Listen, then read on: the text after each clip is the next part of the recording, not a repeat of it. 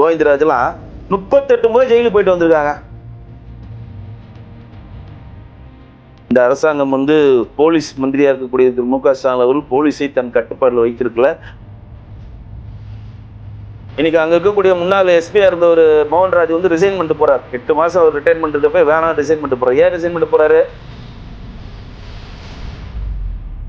அப்ப இந்த அரசாங்கம் எல்லா விதத்திலையும் தோல்வி அடைந்து விட்டது. மாண்புமிகு முதலமைச்சர் தார்மீக பொறுப்பேற்று முதல்ல பதவி விலகும்.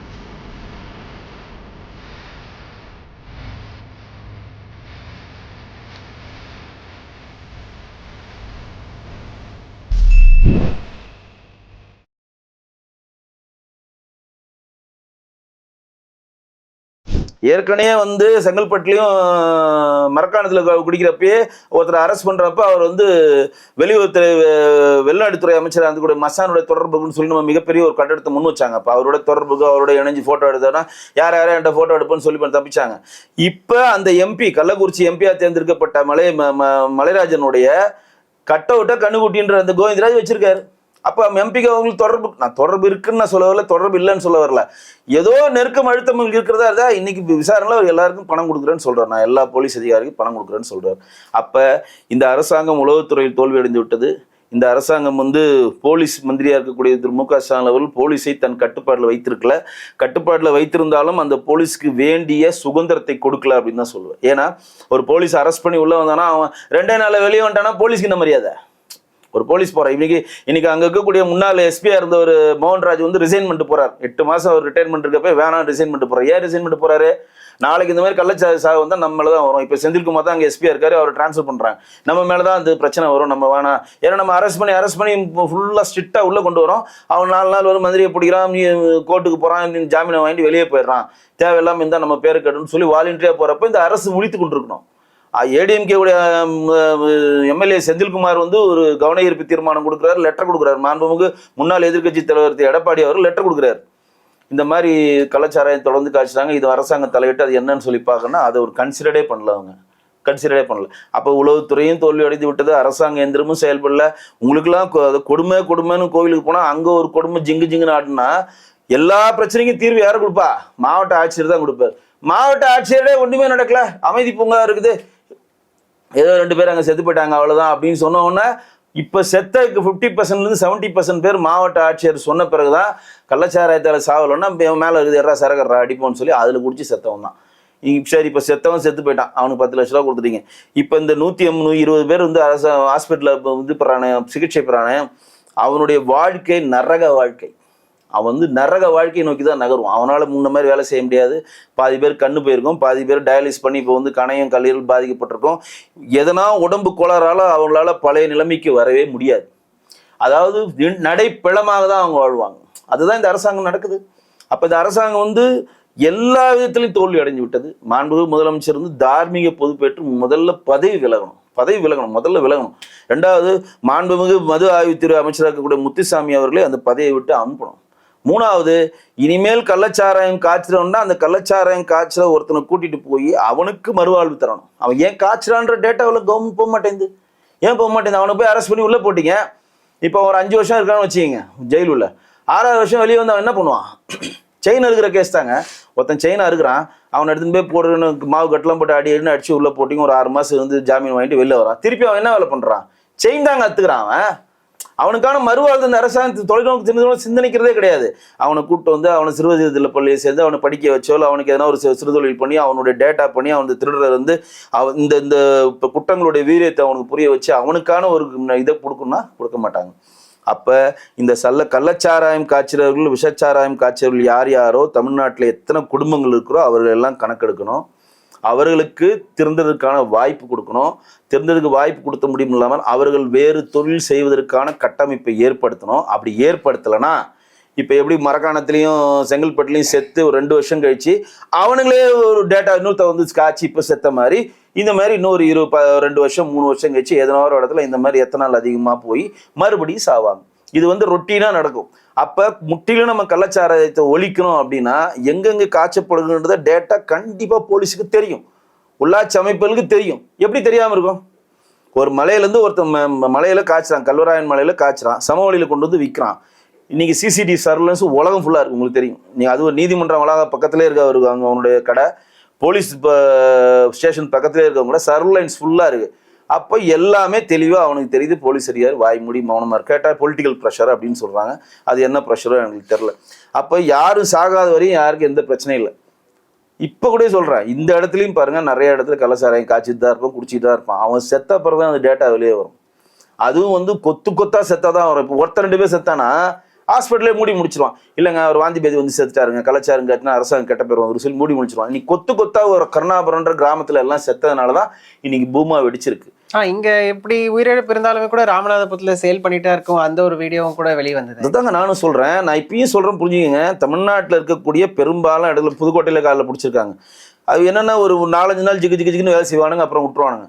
எல்லா இடத்துலையும் எங்கெங்கு வந்து விலைவாசி அதிகம்னு சொல்லி ஃபீல் பண்ணுறாங்களோ அந்த இடத்துல எல்லாருமே கள்ளச்சாரையும் காய்ச்சிட்டு தான் இருக்கான். இந்த அரசாங்கம் எதுவுமே பண்ணல. இந்த அரசாங்கம் எப்போ முழிக்குன்னா ஒருத்தன் இலவு முடிஞ்ச பிறகு தான் வரும். இந்த அரசாங்கம் வந்து வருமுன் காப்போன்ற கண்டிஷன் நோக்கி நகராது. செத்த பின் காப்போம் தான். செத்த பிறகு எல்லாம் வந்து கணக்கு எடுத்து நாங்கள் இதை தரேன் அதை தரேன், நீங்கள் இப்படி பண்ணுங்க அப்படி பண்ணுங்க. செத்துறது, அதாவது பிணத்தை அள்ளி வாரி போடுவதுக்கு தான் இந்த அரசாங்கம் தயாராக இருக்கிறது. நாங்கள் எந்த மாதிரி அரசாங்கத்தை எதிர்பார்க்குறோன்னா, யாரும் பிணமாக கூடாதுன்ற அரசாங்கத்தை வெளிப்படுறோம். இன்னைக்கு சாதாரண ஒரு அப்பற்றமான ஒரு கூலி தொழிலாளி எந்த நல்லது கெட்டது அவனுக்கு தெரியாது, எதுவுமே அவனுக்கு தெரியாதுங்க. அவனுக்கு தெரிஞ்சதெல்லாம் என்னங்க, வேலை செய்வான், குடிப்பான், ஃபேமிலியை பார்த்துப்பான், வேலை செய்வான், குடிப்பான், ஃபேமிலியை பார்த்துப்பான். இதுதாங்க அவனோட உலகம் இருக்கும். அவன் சுவிட்சர்லாந்து போகிறானா, அவன் டென்மார்க்கு போயிட்டு வர போகிறானா, எங்கே போகிறான்? அவனுக்கு பெரிய அறிவுமா அவனுக்கு இருக்காது. எங்கே கம்மியாக கிடைக்கும் நமக்கு சரக்கு, எங்கே வந்து விலை கம்மியாக கிடைக்கும், நமக்கு வாங்குறதே கம்மியாக வரும், அதில் கூட போதை வரும், அதை நோக்கி நகர்றான். அந்த மாதிரி நகர்றவனுக்கு நாங்கள் என்ன பொது வழியில் சொல்கிறோம், கல்லை கொடு. உடனடியாக அவனுக்கு சொல்யூஷன் பண்ணல. சாராய கடமுன்னா செத்துருவானா, கொஞ்சம் கொஞ்சமாக படிப்படியாக கம்மி பண்ணு. அப்போ இந்த படிப்படியாக கம்மி பண்ணுன்ற எண்ணத்துக்கு அரசாங்கம் இன்று வரையும் வரல. எவனையும் திருத்தணுன்ற எண்ணத்துக்கும் அரசாங்கம் வரல. அதனால தான் போதை மறுவாழ்வு மையத்தை உங்களுக்கு சொன்னேன். எவனையும் திருத்தணுன்ற வந்தா இன்னைக்கு மாவட்டத்தோட போதை மறுவாழ்வு மையம் அமைச்சிருப்பீங்களா? அப்போ ரெண்டுத்துக்குமே வரல. அப்போ இது செயலற்ற அரசாங்கம், மக்களை பழிவாங்குற அரசாங்கம், மக்கள் கோபத்தில் திளிச்சிட்டு இருக்காங்க. இந்த இது கண்டினியூ ஆனாங்கன்னா இளம் விதவைகள் கனிமொழி சொன்ன மாதிரி அதிகமாக தமிழ்நாட்டில் தான் இருக்கும். சரி, குற்றச்சாட்டுகள் வந்துட்டு இப்போ இவ்வளோ நேரம் வந்து நான் வந்து இந்த திமுக அரசுனா இது வந்து சரியாக தான் இருக்கும், தவறு பண்ணாது அப்படிலாம் நான் சொல்ல விரும்பல. கண்டிப்பாக வந்து சில தவறுகள் இருக்கதான், சரி, இதுவும் பெரிய தவறு தான், யாராலையும் அதை வந்து ஏற்றுக்க முடியாது. பட் இருந்தாலும் இதுக்கு சம்மந்தப்பட்ட எதிர்கட்சிகள் வந்து போராட்டங்கள்லாம் பண்ணுறாங்க, மக்களும் வந்து பார்க்குறாங்க. அதனால பலன் என்னங்க சார்? அது வந்து மக்கள் என்ன மாற போகிறாங்களா? எப்படியும் வந்து பார்த்தீங்கன்னா 2026 எய்தர் திமுகவோ அதிமுகவோ அப்படின்னு தான் பேசப்படுது. இவ்வளோ போராட்டங்கள் பண்ணி அதில் அரசியல் பண்ண வேண்டிய அவசியம் என்ன அப்படின்றத என்னுடைய கேள்வி. இல்லை, இது போராட்டங்கள்னா நல்லா கேளுங்க. ஒரு சிம்பிள் ராஜா வந்து அவர் கூட கைதானாரு மதுரையில், இதுக்கு ரிலேட்டடா போராட்டம் பண்ணி. இல்லை, இன்னைக்கு வந்து இப்போ எங்களுக்கு இப்போ போராட்டம் ஸ்டார்ட் பண்ண போகிறாங்க மலூர் கூட்டத்தில். இப்போ என்னன்னா, இந்த அரசாங்கம் வந்து இது எப்படி கையில் வைக்கணும்னா, இப்போ பாருங்க, எங்களுடைய மாநில தலைவர் அண்ணாமலை ஜிபி பார்த்தோன்னா நாங்கள் வந்து ஒவ்வொரு குடும்பத்துக்கும் 1 லட்ச ரூபா கொடுப்போம் அப்படின்னு சொல்லிட்டார். நாங்கள் வந்து வெறும் 10லேருந்து 11.24% தான் ஓட்டு வாங்கியிருக்கோம். எங்களுக்கு இங்கே 4 எம்எல்ஏக்கள் தான் இருக்காங்க, எம்பிஸ் கிடையாது. இருந்தாலும் எங்களோட கடமையை நாங்கள் செய்கிறோம். எடப்பாடி அவர்கள் போயிட்டு நாங்கள் வந்து 5000 ரூபா கொடுப்போம், அந்த அம்மா அப்பா இல்லாத குழந்தைங்களுக்கு நாங்கள் வந்து மாதம் 5000 ரூபா கொடுப்போம், அவங்களுடைய படிப்பு செலவை நாங்களே ஏற்போம்னு சொன்னோன்னே, அண்ணாமலைஜி சொன்ன 1 லட்ச ரூபா ரீச் ஆகிடக்கூடாது, எடப்பாடி 5000 ரூபான்னு சொன்னது ரீச் ஆகிடக்கூடாது. உடனே இன்னைக்கு ஸ்டாலின் அவர்கள் சொல்கிறார், பார்த்துருப்பீங்க, நாங்கள் அரசே எல்லா செலவையும் ஏற்றுக்குவோம், அந்த குழந்தைங்களுக்கு 5 லட்ச ரூபா நாங்கள் வைப்பு நிதி செலுத்துவோம், மாதம் 5000 ரூபா நாங்கள் கொடுப்போம். இதையே நேற்று சொல்லல நீங்கள்? இப்போ நீங்கள் கேட்ட கேள்விக்கு பதில் வந்துச்சா? ஒரு எதிர்கட்சி தலைவரோ எங்களுடைய மாநில தலைவரோ அங்கே போய் அரசு எங்களுக்கு துரிதமாக செயல்படுவதற்கான இயந்திரத்தை ஆன் பண்ணவன தான் அரசாங்கம் முழிக்கிறது. ஆஹா, 1 லட்ச ரூபா அண்ணாமலைஜி தரேன்னு சொல்லிட்டாரு, அப்போ அவர் வந்து நல்ல பேரை சம்பாதிச்சு போடுவார், மாண்புக்கும் எதிர்கட்சி தலைவர் தரேன்னு சொல்கிறார், அவர் செலவு சம்பாதிச்சு போடுறாரு, உடனே அரசாங்கம் நாங்களே எல்லாமே கொடுக்குறோம். புரியுதுங்களா? அப்போ எங்கெங்கே எந்தெந்த பிரச்சனை இருக்கிறதோ அங்கே எதிர்கட்சிகளோட அட்டென்ஷன் இருக்கணும். எங்கெங்கே இன்றைக்கு வந்து திமுக செய்கிற மொத்த பிரச்சனைகளும் வந்து மக்கள் பொது வழியில் தெரிவிக்கிற முதல் கட்சியாக பாஜக இருக்கிறது. அதனால தான் எங்கள் மாநிலத்தில் உடனடியாக செஞ்சுறாரு. உடனடியாக சென்று அதுக்கு வேண்டிய நிவாரணத்தை கொடுக்கணும்னு சொல்லி ஒரு ப்ரெஷர் பண்ணுறாங்க. அவர் இன்னொரு அறிக்கையும் சொன்னார், போலீஸை சுதந்திரமாக செயல்பட அனுமதியுங்கள், அரசு தலையிட்டு பண்ணிங்கனாவே போலீஸால் செயல்படவே முடியாது. இன்றைக்கு வந்து இங்கே சாராயம் காய்ச்சிறான், இவ்வளோ பேரல் காய்ச்சிறான், இவ்வளோ விற்கிறான், இவ்வளோ மாமூல் வருதுன்னு அங்கே இருக்கக்கூடிய எஸ்பிக்கும் டிசிக்கும் தெரியும். தெரியாமல் இருக்குமா? அங்கே இருக்க போலீஸில் ஒர்க் பண்ண எல்லாருக்கும் ஷேர் போதா? அப்போ என்னையா நீ 10,000 கொடுத்து 5000 இல்லைன்னா இன்றைக்கி 2 பேரல் தானே போச்சு, இன்றைக்கி 1 பேரல் தானே போச்சு. அப்போ தெரியுது டேட்டா. அப்போ அவங்கள சுதந்திரமானா அவனை அரெஸ்ட் பண்ணாலும் நீங்கள் என்ன பண்ணலாம், போலீஸ் என்ன கட்டத்துக்கு வந்துடுவாங்க பாருங்கள். அவனை அரெஸ்ட் பண்ணுறீங்க, கேஸ் போடுறீங்க, நீதிமன்றத்தில் போகிறீங்க, ஆளை பிடிச்சி நீதிபதியை கரெக்ட் பண்ணியோ ஏதோ ஒன்று பண்ணி 3 மாதம் 6 மாதத்தில் வெளியே வந்துடுறான், திருப்பி அவனே காய்ச்சான். திருப்பி அவனை அரெஸ்ட் பண்ணுறது போலீஸ் எப்படி மனசு வரும்? என்ன பண்ணாலும் இவனை தான் பண்ணுறானு, போய் தொலைங்கடா, வர வேண்டியதை கொடுங்கடா. அவனை அரெஸ்ட் பண்ணி ஷூட்டிங் ஆர்டர் கொடுங்க, இல்லாட்டி கொலை முயற்சி வழக்கு கொடுங்க. இது சாதாரண வழக்காக போடாதீங்க. எங்கள் சட்டங்களை கடுமையாக்க அவனுக்கான தண்டனை கொடுத்தீங்கன்னா அவன் பயப்படுவான், நம்மளுக்கு அதிகாரத்தை பயன்படுத்தலாம். அப்போ ஒரு போலீஸ் அதிகாரி சாராய அதிபர்களுக்கும் விஷச்சாராயம் காய்ச்சறவனுக்கும் பயந்து ஒருத்தர் வாலண்டரி ரிட்டைர்மெண்ட் வாங்க போறாருன்னா அவன் எவ்வளோ பவர்ஃபுல்லாக இருந்துக்கணும். ஒரு கனியாமுத்தூர்ன்ற ஊர்ல கள்ளக்குறிச்சியில ஒரு பெரிய கலவரத்தை அடக்குனதுக்காக தான் அவர் ஸ்பெஷலாக கொண்டு வந்தாங்க. எஸ்பியா இருந்து கூட மோகன்ராஜ் கொண்டு வராங்க. அவரே தான் இங்கே போடுறாங்க. இப்போ சரி கலாச்சாரம் அதிகமாக காய்ச்சல்னு வருதே இவர் போடுறாங்க. அவரே பயந்து விட்டுட்டு போறாரு வேலையை, எனக்கு விட்டுருப்பாங்களே, ஏன்னா அவரால் முடியலன்ற. அப்ப அவருக்கான பவர் அவர் யூஸ் பண்ணாங்க. விட அரசியல் அங்கே இருக்கக்கூடிய ஆளுங்கட்சியை சேர்ந்தவங்க செயல்பட வைக்கல. அதான் ராமதாஸ் அவர்கள் ஒரு பேரையா குறிப்பிட்டு சொல்றாரு. அப்ப அரசு எந்திரம் குறைஞ்சமாக செயல்படுதோன்னு தெரியல. திமுகவை சேர்ந்த ஊரக உள்ளாட்சி அமைப்பு சேர்ந்த பிரதிநிதிகளுக்கும், திமுகவை சேர்ந்த சட்டமன்ற உறுப்பினர்களுக்கும், திமுகவை சேர்ந்த நாடாளுமன்ற உறுப்பினர்களுக்கும் இதில் பங்கு இருக்கிறது அப்படின்றது வருதா இல்லையா? வெட்ட வெளிச்சமா பங்கு இல்லைன்னா அவன் இது எப்படி அனுமதிப்பான்? அவனுக்கு வேண்டிய பணம் போகலாம், இது எப்படி அனுமதிப்பான்? அப்ப சாவட்டும். அப்ப நம்ம என்ன சொல்றோம், ஒரு பொதுவான ஒரு விஷயத்தை இங்க நான் முன்வைக்கிறேன் எல்லாருடைய மக்களுக்கு. என்னன்னா, நீங்க நல்லது செஞ்சா நல்லது நடக்கும்ன்ற கான்செப்ட் உள்ள வாங்க. இங்க இருக்கக்கூடிய திமுகவுடைய அமைச்சர்களும் எம்எல்ஏக்களும் ஊராட்சி மன்றத்தில் தலைவர்களும் நான் கேட்கிறேன், நீங்க நல்லது செஞ்சா கடவுள் உங்களுக்கு நல்லது செய்வார். நீங்கள் இந்த மாதிரி பணத்துக்கு ஆசைப்பட்டு 10 குடும்பம் செத்தாலும் பரவாயில்ல பணம் வருது நீங்க நினைச்சீங்கன்னா உங்களுடைய வாழ்க்கை பிற்காலத்தில் மிக மோசமான நிலையை நோக்கி நகரும். அதே சமயம் பார்த்துக்கிட்டிங்கன்னா இது ஒரு பக்கம் பிரளயமாக ஒரு பக்கம் போக, இப்போ பிஜேபியிலே எடுத்துக்கோங்களேன். பிஜேபிலையும் பல சலசலப்புகளை நம்ம பார்க்க முடியுது. உங்களுக்கே தெரிஞ்சிருக்கும். இப்போ சமீபத்தில் தான் அண்ணாமலை தமிழிசை அவங்க விவகாரம் ஒரு பக்கம் போக, இப்போது கட்சியிலேருந்து 2 பேரை நீக்கிட்டாங்க. ஒழுங்கு நடவடிக்கையின் அடிப்படையில் இவங்களை நீக்கிறோம் அப்படின்னு சொல்லிட்டு. ஸோ அது டெஃபினட்டாக இப்போ மக்களாக இருக்கட்டும் நம்ம பார்க்குறோம் அப்படின்றப்போ, ஸோ ஒரு கட்சியில் இந்த மாதிரி அவங்க உட்கட்சியிலேயே மோதலாக இருக்கட்டும், இந்த மாதிரி நீக்கிறது அது எந்த வித ஒரு நம்பிக்கை ஏற்படுத்தும்னு நினைக்கிறீங்க? இல்லை, இது நம்பிக்கை எல்லாம் ஒன்றும் கிடையாதுங்க. ரொம்ப சிம்பிள் வேர்டு தாங்க. இது விவாதிக்க வேண்டிய தேவையில்லை. பிஜேபின்ற ஒரு தேசிய கட்சி. இங்கே இருக்கக்கூடிய அனைவருமே தேசியத்தில் இருக்கக்கூடிய என்ன ஆர்டர் சொல்கிறாங்களோ அதை செயல்படுத்துறது மட்டும் தான் இங்கே இருக்கக்கூடிய எல்லா தலைவர்களோட. எங்கள் மாண்புமிகு எங்களோட மாநிலத்திற்கு அண்ணாமலைஜி அவர்களும் அப்படி தான். தேசியத்தில் என்ன சொல்கிறாரோ அதுதான் அவர் ஃபாலோ பண்ணுவார். அங்கே கொடுக்குற டேட்டாஸை வச்சு தான் இங்கே வேலை செய்வாங்க. அங்கே கொடுக்குற ஆர்டர்ஸ் தான் இங்கே இம்ப்ளிமெண்ட் பண்ணுவாங்க. இதை மீறி பொது வழியில் யாருன்னா சொன்னாங்கன்னா அவங்க கட்சியை விட்டு நிற்பாங்க. எல்லாருமே எடுக்கிற நடைமுறை தானே. பொது வழியில் யாரும் கருத்து சொல்கிறதுக்கு இங்கே எந்த உரிமையும் கிடையாது. கருத்தை ஒருத்தர் ஏற்றியும் ஒருத்தர் குறையும் சொல்றதுக்கு யாருக்குமே அதிகாரம் கிடையாது, யாருக்கும் எந்த உரிமையும் கிடையாது. இப்போ கூட நீக்கினவர் 2 பேர் பார்த்தீங்கன்னா கல்யாணராமன் அவர்கள் நீக்கியிருக்காங்க, சூர்யா நீக்கியிருக்காங்க. 2 பேருமே வாயில வடை சுடுறவங்க தான். 2 பேருமே எங்கேருந்து வடை சுட்டுக்கிறாங்க? ஃபேஸ்புக்லையும் ட்விட்டர்லையும் வடை சுடுற ஆள் தான். கிரவுண்டுக்கு வந்த ஆள் கிடையாது. நல்லா இருக்கிறாங்க. கல்யாணராமன் அவர்களும் ஒரு காலத்தில் கிரவுண்டில் வேலை செஞ்சார். இப்போ போய் பாண்டிச்சேரியில் செட்டில் ஆகிட்டாரு. இப்போ இங்கே களம் என்ன இருக்குன்னு அவருக்கு தெரியுமான்னு தெரில. திருச்சி சூர்யா இறங்கி கிரவுண்டில் வேலை செஞ்சு நான் பார்க்கல. அவர் அங்கே நின்று அறிக்கை கொடுத்துக்கிட்டே இருக்கிறாரு. அந்த அறிக்கையை முட்டுருது. இப்போ நார்மலாக ஒருத்தர் சண்டை போடுறதுக்கும் ஃபேஸ்புக்கில் சண்டை போடுறதுக்கும் எவ்வளோ டிஃப்ரெண்ட் இருக்குது. உட்காந்த இடத்துல ஃபேஸ்புக்கில் சண்டை போடலாங்க. இவங்களாம் அட்டகத்தி வீரர்கள் தான் சொல்லுவேன். அது கட்சி நடவடிக்கை எடுக்குது. கட்சியினுடைய ஸ்போக்ஸ் பர்சன் என்ன கூட்டணி பற்றி பேசுறது கட்சியோட ஸ்போக்ஸ் பர்சனும் கட்சியினுடைய மாநில தலைவருக்கு மட்டும் தான் உரிமை இருக்குது. டெல்லியில் சொல்கிறத அவங்க பேசுவாங்க. கரெக்டாக அப்படி தானே இருக்குது எல்லாமே. அவங்கவுங்க பண்ணிட்டு ஒரு கருத்து சொன்னாங்கன்னா இது தடியெடுத்தெல்லாம் தண்டல்காராக இருந்தால் இமிடியேட்டாக அது உடனே அவங்க 2 பேரும் கட்சியை வச்சு நீக்கிறாங்க. அது வரவேற்கத்தக்கது. மாநில தேசிய தலைமை என்ன சொல்கிறதோ அதை தான் எங்கள் மாநில தலைவர் இம்ப்ளிமெண்ட் பண்ணுறார். எங்கள் மாநில தலைவர் என்ன சொல்லுகிறாரோ அதுதான் நாங்கள் செய்கிறோம். அதை மீறி செஞ்சாங்கன்னா இந்த நடவடிக்கைகள் தொடரும், வரவேற்கணும். அதே போல் மாணிக்கம் தாக்கூர் அவர் சொன்ன ஒரு விஷயத்தை தான் அவங்கள்ட்ட இப்போ கேட்கணும்னு நினைக்கிறேன். என்னென்னு பார்த்துக்கிட்டிங்கன்னா, இப்போ அங்கே மேலே ஸ்போக்ஸ் பர்சனாக இவரை மேத்தாப்பை செலக்ட் பண்ணியிருக்காங்க இல்லையா? ஸோ அவர் என்ன சொல்கிறாரு அப்படின்னு பார்த்துக்கிட்டிங்கன்னா 8 முறை வெற்றி பெற்ற சுரேஷ் அவரை நீங்கள் நியமிக்காமே 7 முறை வெற்றி பெற்ற இவரை நீங்கள் உட்கார வச்சிருக்கீங்க. அவர் தாழ்த்தப்பட்ட சமூகத்தினால நீங்கள் அவரை நியமிக்காம இவர், அதாவது ஜாதிய பாகுபாடு பார்த்து நீங்கள் செலக்ட் பண்ணி வைக்கிறீங்களா அப்படின்னு கேட்டிருக்காரு. இதை பற்றி நீங்கள் என்ன நினைக்கிறீங்க? அதாவது பாராளுமன்றத்தினுடைய மரபுப்படி அதிகமாக தேர்தலில் வென்றெடுத்த மூத்த அமைச்சரில் தான் மூத்த எம்பிஸை தான் தற்காலிக சபாநாயகராக போடுவாங்க. அதில் எந்த ஒரு மாற்று கிடையாது. இப்போ என்ன வந்துருக்குன்னா, காங்கிரஸை சேர்ந்த சுரேஷ் கேரளாவை சேர்ந்தவர் 8 முறை வின் பண்ணியிருக்காரு, அவரை தான் போடுவாங்க அப்படின்னு சொல்லி எல்லாரும் நினச்சிட்டு இருக்கவே இல்லை. ஒரிசாவை சேர்ந்த ஒருத்தரை போட்டிருக்காங்க. கரெக்டாக அதில் என்ன விதிகள் அப்படின்றத சட்டத்துறை அமைச்சர் தெளிவாக விளக்கியிருக்காரு. ரிஜு தெளிவாக சொல்லியிருக்காரு. என்னென்னா, சுரேஷ் அவர்கள் 8 முறை தேர்ந்தெடுத்தாலும் அதில் ஒரு குறிப்பிட்ட காலகட்டத்தில் அவர் தோற்றுருக்கார்.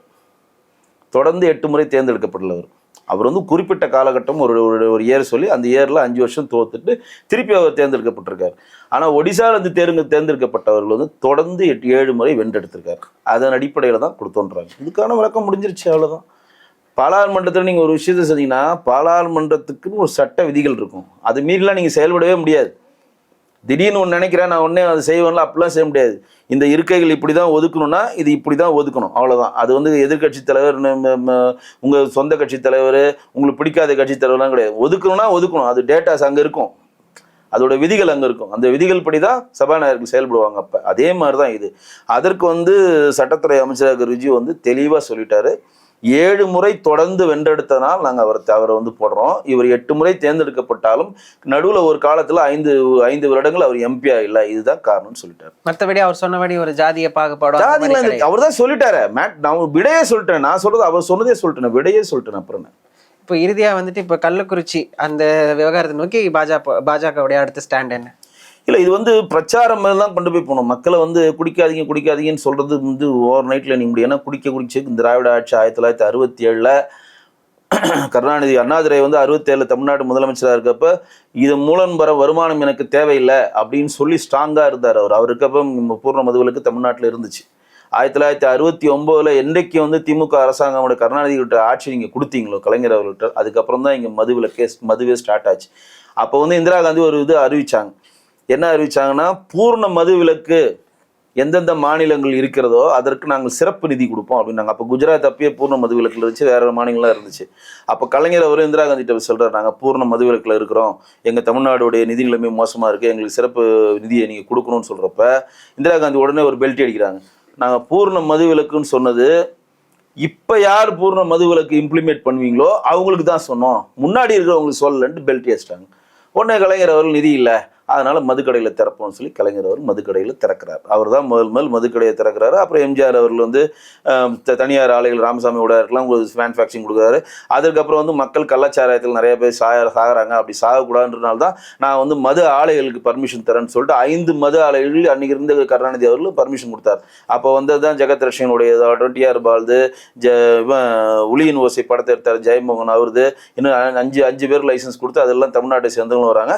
ஏடிஎம்கே பீரியட் வந்து ஜெயலலிதா அம்மாவும் சசிகலாவும் சேர்ந்து மிடாஸ்ன்னு அவங்க ஒரு ஆலையை திறந்து இன்னைக்கு ஏடிஎம்கேவும் விற்கிறாங்க, டிஎம்கே விற்கிறாங்க. இந்த ஆட்சி வந்தாலும் அவங்கள்ட்ட சரக்குவாங்க, அந்த ஆட்சி வந்தாலும் இவங்க அவங்கள்ட்ட சரக்குவாங்க. மேலே கீழே இருக்க தொண்டர்கள் தான் அடிச்சுக்கிட்டு நாருவானுங்க, மேலே எல்லாம் மீச்சோலாம் மிடாஸ்லேருந்து டாஸ்மாக் சரக்கு வாங்குது. அதே வந்து ஏடிஎம்கே ஆட்சியில் டிஆர் பால்டு டெகத்ராஜன் டாஸ்மாக் சரக்கு வாங்குச்சு. மேலே ரொம்ப தெளிவாக இருக்கிறாங்க எல்லாருமே, அவங்களுடைய வருமானத்தை யாரும் விட்டு தரல. இப்போ நீங்கள் எங்களோட மாநில தலைவர் சொல்கிற மாதிரி கல் இறக்குமதியோ வேறு விதமான பானங்கள் வந்தால் யார் பாதிக்கப்படுவாங்க? மக்கள் வந்து நல்லா இருப்பாங்க. பாதிக்கப்படுறது சாராய அதிபர்கள் பாதிக்கப்படுவாங்க. சாராய அதிபர்கள் பாதிக்கப்பட்டால் தேர்தலுக்கு நிதி சொல்றதுக்கு பணம் இருக்காது. தேர்தலுக்கு வந்து ஒருவருக்கு 2000-3000 செலவு பண்ணி இப்போ விக்கிரவாண்டில் கொடுக்க போறாங்க பாருங்க. பணம் ஒருவருக்கு 2000-3000 தேர்தலுக்கு காசு கொடுத்தாங்க ஓட்டு வாங்குறாங்க திமுக. அதுக்கு மிகப்பெரிய பணம் வேணும். அந்த பணத்தினுடைய கொள்முதல் எங்கேருந்து வருகிறது? சாராய அதிபர்கள் தான் வருது.